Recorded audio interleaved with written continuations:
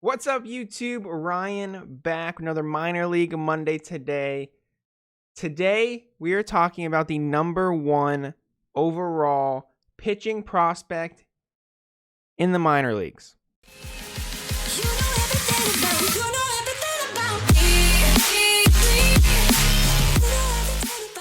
I'm sure a lot of you guys know his name, and if you guys do not, we're talking about Mackenzie Gore for the San Diego Padres. He's a number 3 prospect in baseball, you guys, and the Padres' number 1 overall prospect in an elite farm system. All right, you guys, really quick before we jump into the video, if you're not yet subscribed to the channel, please hit that sub button. If you guys like this video, want me to keep doing Minor League Mondays, give me a thumbs up on the video. Helps me out a ton. But let's jump into Mackenzie Gore, you guys. Like I said, he's the number 3 overall prospect in baseball. And there's extremely good reason for this.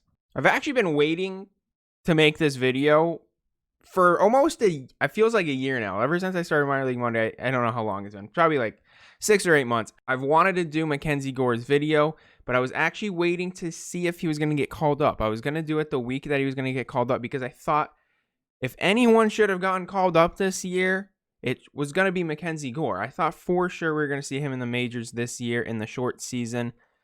Maybe it was control time. I don't know why, but they kept him down. I still think they should have been up. I think he could have really contributed to that team and maybe push them farther in the playoffs. But we're making it now.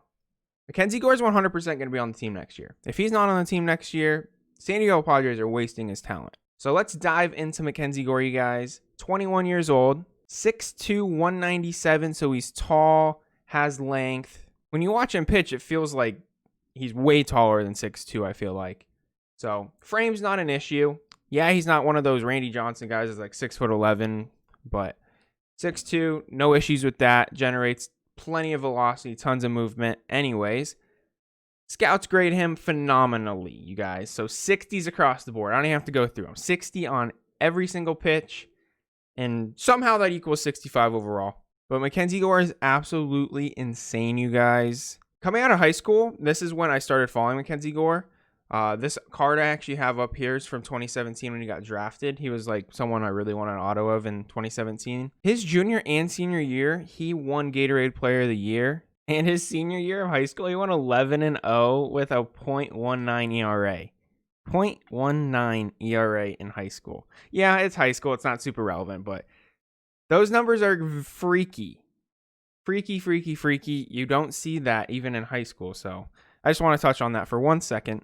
But the big thing for me, you guys, for Mackenzie Gore, before we dive into his statistics, is he's a strike thrower. He doesn't walk a lot of people, and we'll dive more into that. And he throws 4 different pitches, and they all are thrown for strikes. That is something you don't really see at a young pitcher's age. You see pitchers that, at 21 years old, they have 2 good pitches, right? They have 3 good pitches.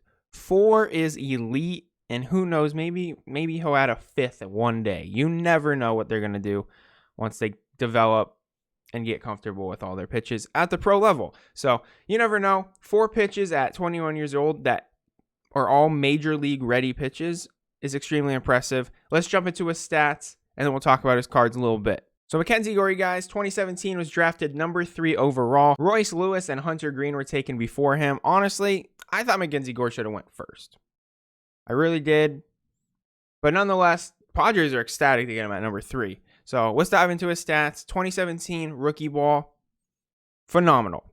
Comes up in rookie ball, absolutely electric. Only started 7 games, but 1.27 ERA, 21 innings pitched, 34 strikeouts. So really high strikeout rate. Whip under 1, absolutely crazy.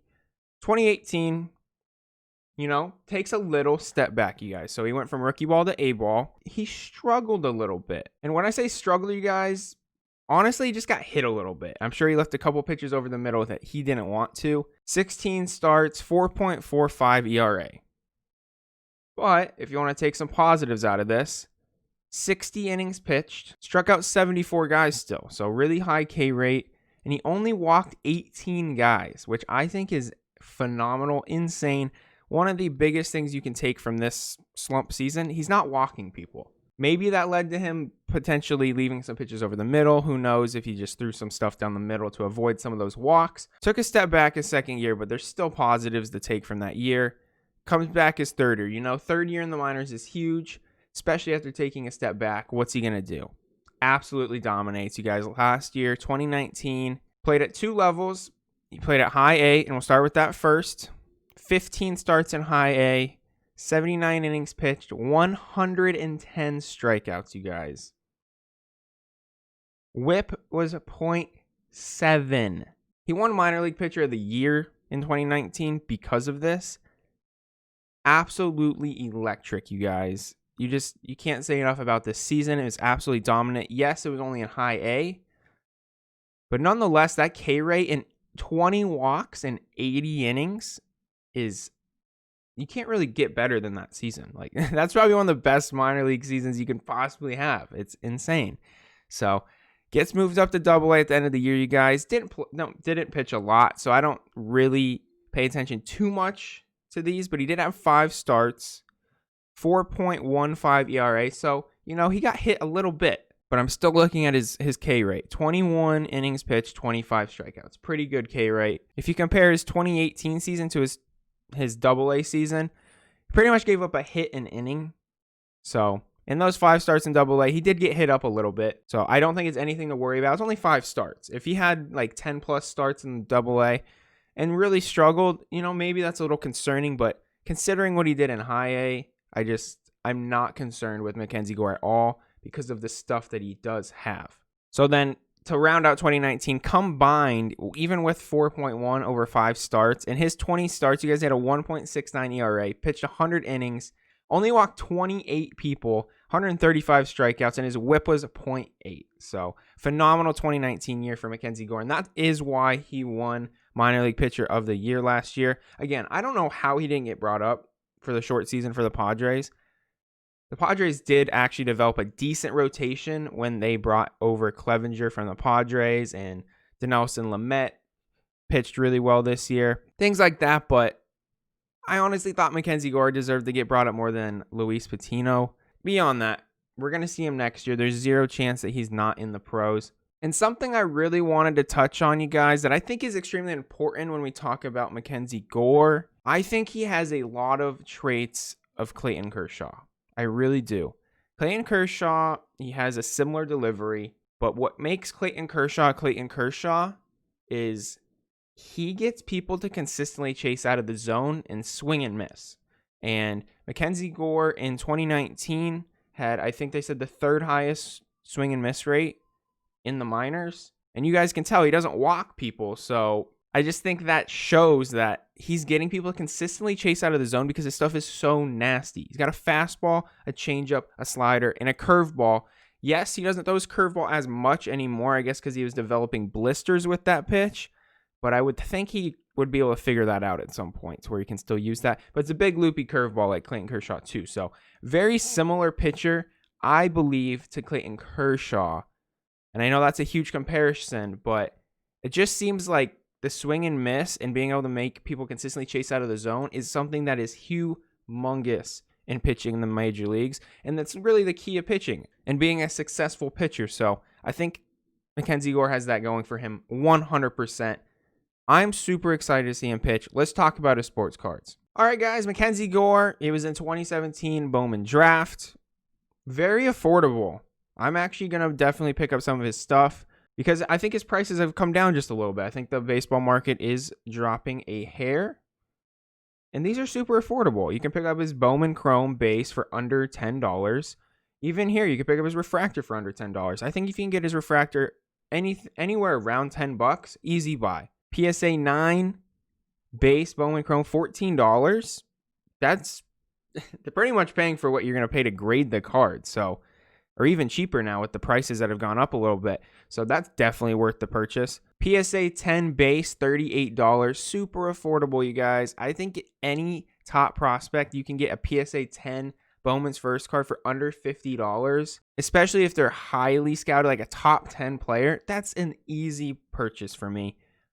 I would buy that card in a heartbeat. So his autographs are a little more expensive, you guys, and there's not a ton of them out there. It's from 2017, so There's less of his cards on eBay right now, so that's why you're seeing a bunch of other players as you scroll through these. $90 for base. That's really not that bad. Even here, SGC 9 with a 10 auto. It's not that bad. And then we can talk about Bowman's Best if you want something more affordable, you guys. $22. Very affordable for his 2017 base autograph. That's what I have. You know, when I was spending a lot more money in the hobby than I do now, and I still spend a good amount of money, but when I was spending a ton of money, I was that kind of collector. I was like, you know what?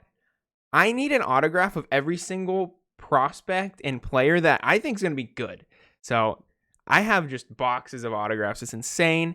If you're one of those collectors and you just want an autograph of Mackenzie Gore, I definitely suggest Bowman's Best. Yeah, it might not end up being a super, super expensive card in the future. And like I've said, Bowman's Best cards are treated so well. They grade so well, you guys. So if you're into grading cards and want something affordable, Bowman's Best is definitely up your alley. $22 for base, $55 for the refractors. Not bad at all, you guys. 2018's Bowman's Best, $26. And this is numbered to 50. I probably hurt this seller a little bit because he didn't even say that it's numbered to 50, but you can see in the picture it's numbered to 50. That's crazy. Even here, 2017, numbered to 50, $40. Honestly, I think these cards are definitely pretty solid purchases. And if you just want an autograph, Bowman's Best, the way to go if you're looking for a cheaper option. All right, you guys, that is it for today's video. Let me know in the comments what you guys think of Mackenzie Gore. Do you guys think he shows a little bit of Clayton Kershaw-esque? Do you think he's going to be successful? Whatever you want. Do you think he's going to be a bust? Because I've heard that before, which I think is crazy. But do you think he's going to be a bust? Let me know in the comments. Thank you guys for watching, as always. Should be back to our normal uploads this week, you guys. I started a new job. Schedule is completely different than I'm used to, so still working the kinks out, but should be back to our Monday, Wednesday, Friday, Sunday uploads this week. So thank you guys for watching, as always. If you guys like this video, please give me a thumbs up. Subscribe to my channel. You guys have a great rest of your day and a fantastic week. See ya!